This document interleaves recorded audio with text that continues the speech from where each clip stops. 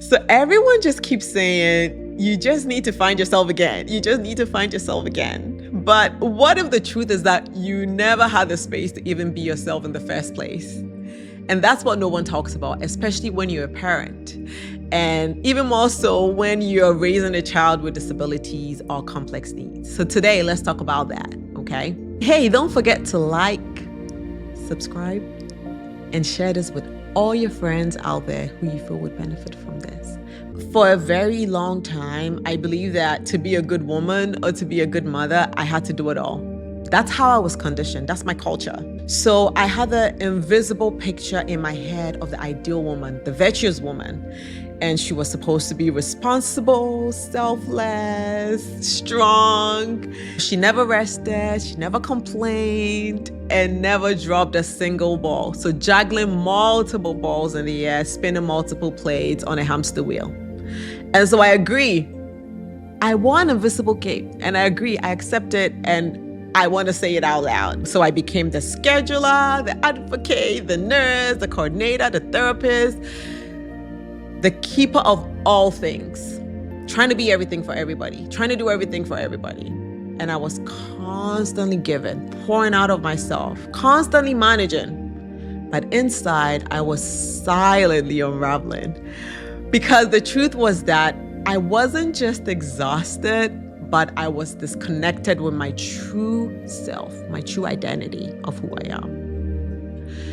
And I hadn't lost myself in motherhood. The truth is, I had never been given the time and space or permission to even become myself and figure out who I am as a mother and the kind of mom I wanted to be.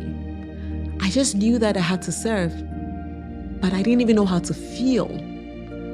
I knew I had to survive, but I didn't even know how to rest. And I knew how to meet everyone's need, but never my own. And when you're parenting a child with complex needs, the pressure intensifies because you're not just balancing roles, you're carrying a whole system on your back because you're trying to navigate a system and a world that wasn't built for you and your child.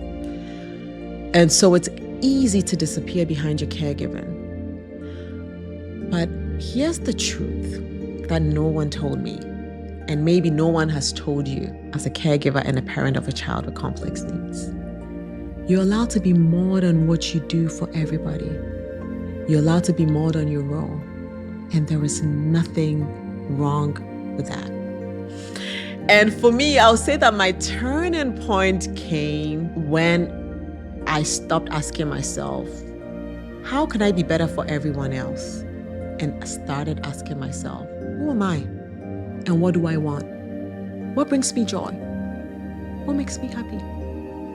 Who do I even want to be as a person? What are my values? That is when I started peeling back the layers of perfection, productivity, and overperformance.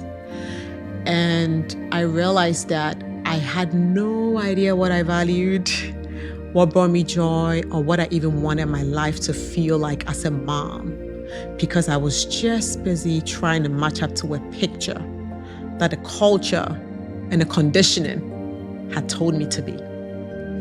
And that moment of honesty was the beginning of the self-discovery journey that has made me who I am today.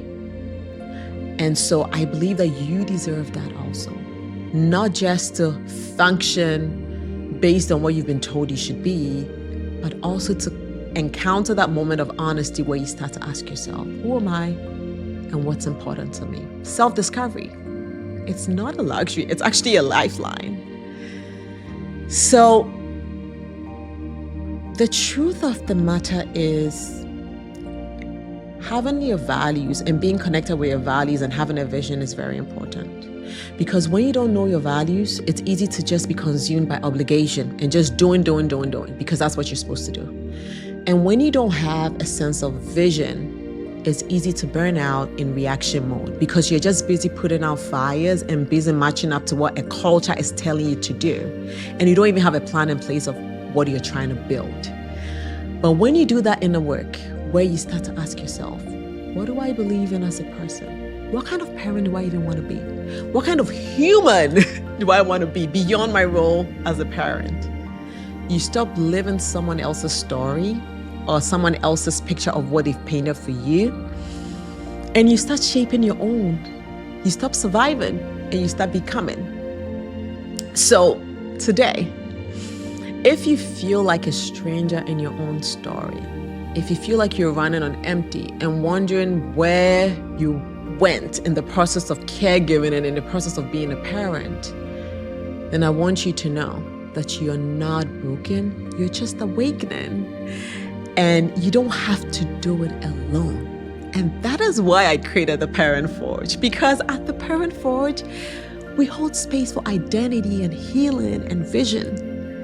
And yes, we agree that you're a caregiver, but you're not just a caregiver. You are a person, you are a human, you are a leader, you are a dreamer, you are a whole worthy human being. And you get to remember and become who you are. And you get to create a life that includes you.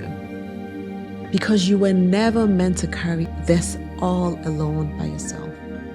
So at the Parent Forge, we are building a movement for healing, for self-discovery, and for parents like you. So join our free listening circle and reclaim your voice, your rest, and your purpose. Because you deserve to discover who you are, what your values are, what's important to you, and create a values-aligned vision for yourself. So join us. Check out theparentforge.com. And hey, don't forget to like, subscribe, and share this with all your friends out there who you feel would benefit from this. Because we're building this movement and we cannot do this alone. So take care and have a lovely day.